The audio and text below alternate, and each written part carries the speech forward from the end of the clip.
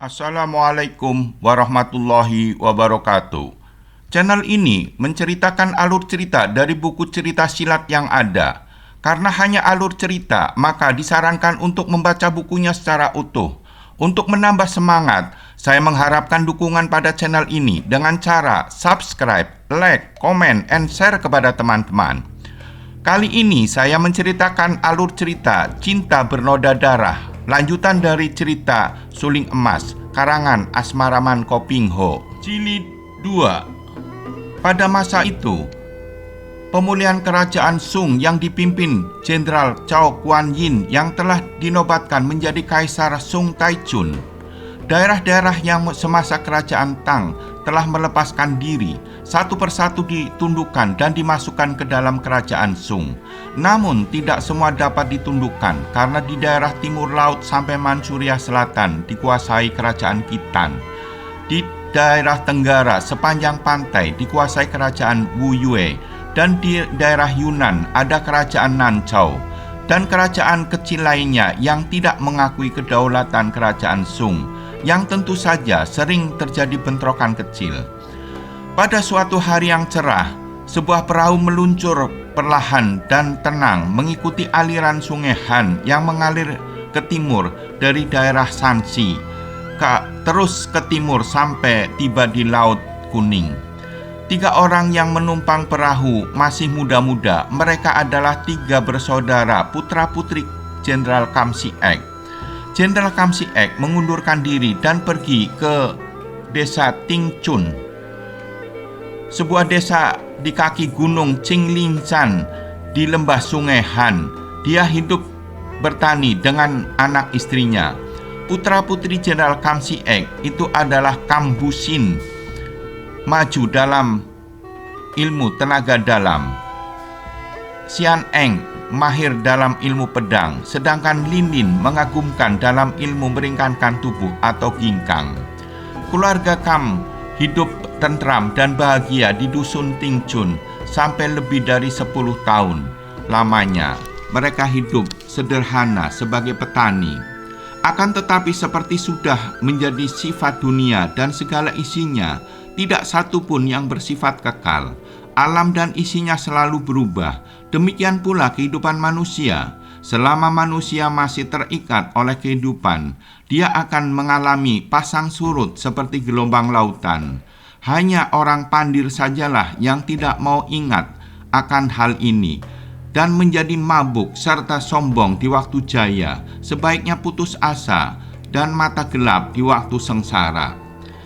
Kalau orang selalu ingat bahwa kalah dan menang, sengsara dan jaya, susah dan senang, semua itu silih berganti menguasai kehidupan, maka ia akan selalu bersikap waspada, tidak mabuk oleh kemenangan, tidak putus asa oleh kekalahan, waspada dalam tindakan pribadi agar tidak menyeleweng daripada kebenaran. Ingat selalu bahwasanya Tuhan yang Maha Kuasa mengatur semuanya, dan manusia tak kuasa melepaskan diri dari ketetapan Tuhan yang Maha Kuasa. Hari itu menjelang senja, Kam Si-ek bersama 3 orang anaknya tengah berlatih silat di pekarangan belakang rumah yang tertutup tembok pagar. Tingkat kepandaian Bu-sin, Xian Eng, dan Lin Lin sudah cukup tinggi dan sudah hampir setingkat dengan ayahnya sendiri. Tiba-tiba terdengar suara tertawa yang amat nyaring. Kam Si-ek dan 3 orang anaknya yang mendengar suara itu segera menghentikan latihan dan menoleh ke arah suara. Kiranya di atas tembok telah jongkok seorang laki-laki tinggi besar yang bermuka hitam. Giam Sui Lok, mau apa kau datang ke sini? Ha, orang Sekam, kau juga pura-pura tidak tahu mengapa aku datang ke sini. Orang Segiam, aku sedang sibuk melatih anak-anakku. Urusan antara kita, orang-orang tua, boleh kita bicarakan nanti malam. Ku nanti kunjunganmu. Laki-laki tinggi besar muka hitam itu tertawa. Boleh, boleh. Aku tidak khawatir kau akan dapat lari. Tubuhnya berkelebat dan lenyap di balik tembok pagar. Ayah, siapa dia? Bu-sin bertanya. Dia itu bekas teman lama. Ada urusan penting di antara kami yang tak perlu kalian ketahui. Busin, kau ajak kedua adikmu pergi ke kuil Kwan Im Bio di puncak Chinglisan. Sekarang juga kau sampaikan hormatku kepada kakak seperguruan Kuilan, dan katakan besok dia bersama kalian bertiga. Ku harapkan sudi turun puncak, datang ke sini membawa peti hitam yang kutitipkan kepadanya 10 tahun yang lalu. Perjalanan mendaki puncak itu waktu 3 jam. Padahal 3 orang muda itu sudah mempergunakan ilmu lari cepat. Biarpun cekatan gerakan mereka, perjalanan itu agak lambat juga karena hanya diterangi oleh obor di tangan. Biksuni Kuilan yang sudah berusia 60 tahun lebih, mukanya masih segar dan gerakannya masih gesit. Wanita itu melihat datangnya 3 orang murid keponakannya di waktu malam. Setelah merasa mereka berlutut dan memberi hormat, Busin menyampaikan maksud dan tujuannya. Biksuni Kuilan kaget mendengar Giam Siu Liok datang. Berbahaya, tentu terjadi pertumpahan darah. Wah anak-anak, ayo kita turun puncak sekarang juga. Siapkan obor, biar ku ambil peti hitam ayahmu. Nanti di jalan ku ceritakan siapa orang Sekiam itu. Kuilan menjelaskan urusan percintaan. Sebelum ibumu menikah dengan ayahmu, orang Sekiam itu dan ibumu agaknya saling mencintai. Lalu datang ayahmu hingga terjadi persaingan. Ayahmu menang dan orang Sekiam itu pergi dengan patah hati dan penuh dendam. Mengapa aku bicara begini? Urusan ini benar-benar membuat hati dan pikiran kacau balau. Karena merasa tegang dan khawatir setelah mendengar keterangan Biksuni Kuilan, perjalanan dilakukan secara cepat sekali dan hanya memakan waktu 2 jam. Waktu tengah malam hampir tiba, mereka memasuki ruangan yang lebar di rumah gedung keluarga Kam. Pada saat itu 3 orang anak muda itu menjerit dan lari menubruk ke depan. Ayah mereka tergeletak mandi darah di sudut. Tak jauh di situ tergeletak pula ibu mereka juga mandi darah. Dan di sudut lain mereka melihat laki-laki tinggi besar muka hitam itu rebah terlentang dengan mata mendelik juga mandi darah. Kuilan berkata, bukan pedang ayahmu ataupun golok dia yang menjadi sebab kematian mereka. Nanti dulu, ibumu belum mati, biar ku tolong dia. Setelah ditotok dan diurut beberapa kali oleh jari tangan Biksuni Kuilan, istri Kam Siek mengeluh perlahan. Siapa membunuhmu? Katakan, Pini Biksuni Kuilan di sini. Kenal aku kan? Nah, katakan siapa melakukan semua ini. Takut, setan dalam peti mati. Suaranya, suling maut. Kuilan berdiri, nyonya yang ketakutan itu sudah tak bergerak lagi. 3 orang muda itu menubruk dan menangisi ibunya. Kuilan berbisik dan membaca mantra dan doa-doa mendoakan roh-roh ketiga orang itu.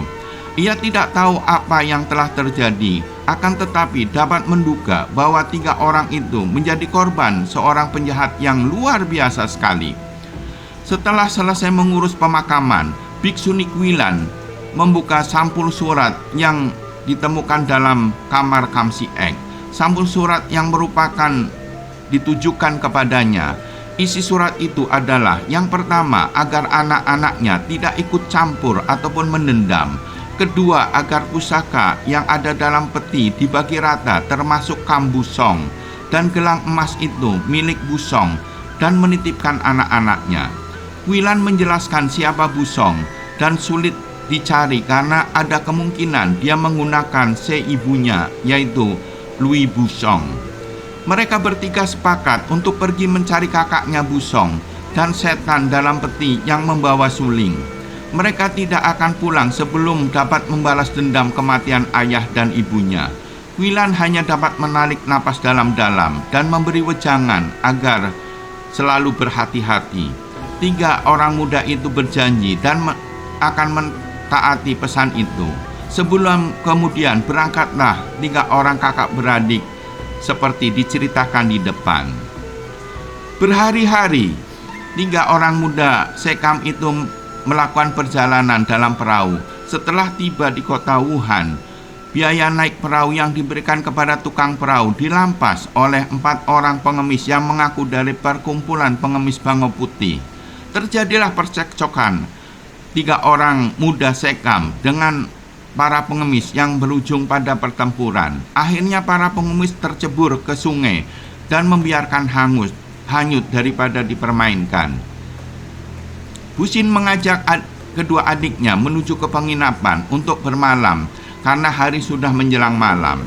Sesampainya di penginapan, ketiganya merasa kasihan melihat seorang pengemis yang bajunya penuh tambalan duduk tidur kedinginan di bawah pohon di depan penginapan itu.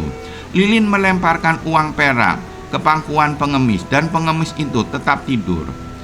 Saat mereka bertiga makan, terjadilah keributan karena ulah pengemis tua yang tidur tadi berteriak-teriak, "Nyamuk keparat, nyamuk gila." Kakek pengemis itu duduk bersila, akan tetapi sekarang tubuhnya terpental-pental ke atas dalam keadaan masih bersila. Busin dan kedua adiknya bengong dan terkejut. Itulah pertunjukan ilmu meringankan tubuh yang sangat hebat. Yang lebih hebat lagi, uang perak yang tadinya berada di pangkuan si kakek itu sekarang berada di bawahnya. Juga uang itu ikut berloncatan di bawah pantat si kakek. Kakek itu bersungut-sungut dan berkata yang mengejutkan Busin dan adik-adiknya, "Keparat, uang perak membatalkan niatku membunuh 3 ekor nyamuk." Setelah berkata demikian, kakek itu melirik ke arah Busin dan adik-adiknya. Sekarang tampak oleh mereka bahwa kakek itu matanya buta sebelah. Kakek itu bangkit berdiri, meludah sekali, lalu berjalan pergi, berbongkok-bongkok dibantu tongkatnya. Pucat wajah Busin, "Celaka. Tentu yang dimaksud dengan 3 ekor nyamuk tadi adalah kita bertiga." Tanpa banyak cakap lagi, ia lalu mengajak kedua orang adiknya masuk ke dalam kamar, membereskan bekal pakaian. Dan malam itu juga dia mengajak adik-adiknya meninggalkan kota Wuhan. Malam telah larut dan menjelang keadaan amat gelap karena langit hanya diterangi bintang-bintang. Amat sukar melakukan perjalanan di malam gelap, apalagi kalau tidak mengenal jalan. Akhirnya mereka bertiga masuk ke dalam kelenteng tua dan kosong untuk beristirahat. Baru saja mereka membersihkan lantai dan yang berdebu dan duduk, tiba-tiba tampak sinar api dan di depan kelenteng itu telah berdiri belasan pengemis yang memegang obor. Seorang kakek pengemis bertubuh pendek gemuk memimpin rombongan itu, tersenyum lebar dan berkata, "Kalian bertiga telah merobohkan 4 orang anak buah kami. Sekarang ketua kami memanggil kalian bertiga menghadap." Terjadi perdebatan. Akhirnya kakek itu menerjang dengan tongkat. Juga beberapa orang pengemis dengan tongkat mereka menyerbu Sian Eng dan Lin Lin yang sudah menyambut mereka dengan pedang. Pertempuran hebat terjadi di bawah sinar obor. "Eng Moy, Lin Moy, padamkan obor!" teriaknya, dan tangan kirinya merogoh saku mengeluarkan pisau terbang. Busin mempergunakan kesempatan selagi keadaan gelap itu, memberi isyarat kepada kedua orang adiknya. Maka dengan cepat mereka lari di dalam gelap tanpa mengenal arah. Mereka amat lelah, lalu tertidur di atas pohon. Mereka bangun setelah di situ rame oleh suara burung berkicau menyambut datangnya pagi. Ketika Lin dan Sian Eng membuka mata, mereka melihat Busin sudah duduk dan memberi tanda menyuruh mereka tidak membuat suara. Lalu menuding ke bawah. Jauh di bawah, kira-kira 100 meter dari pohon tempat mereka bersembunyi, tampak seorang kakek jembel berdiri bersandar tongkatnya. Kakek itu bongkok, rambutnya irap-irapan dan matanya buta sebelah. Kakek pengemis yang mereka lihat di depan rumah penginapan yang diberi uang perak oleh Lilin dan kemudian meludahi uang itu sampai penyok.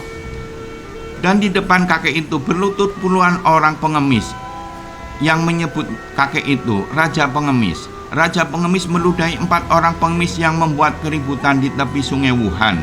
Seketika 4 orang pengemis itu menjerit, roboh berkelojotan dan mati oleh ludah Raja Pengemis. Biar ini menjadi pelajaran. Sekali lagi terjadi hal yang memalukan, aku akan membunuh semua anggota perkumpulan pengemis Bango Putih. Mana ketua perkumpulan pengemis Harimau Terbang, Naga Hitam, dan Kembang Merah? Ayo, maju ke sini. Perhatikan sekarang, kalian harus dapat memperlihatkan jasa dan bakti bahwa kalian membantuku. Aku mencari tempat persembunyian tengkorak hidup.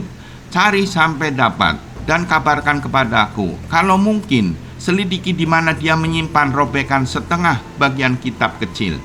Kemudian semua pengemis pergi diusir Raja Pengemis. Tiba-tiba Raja Pengemis membalikkan tubuh dan berjalan menghampiri pohon besar di mana mereka bertiga berada.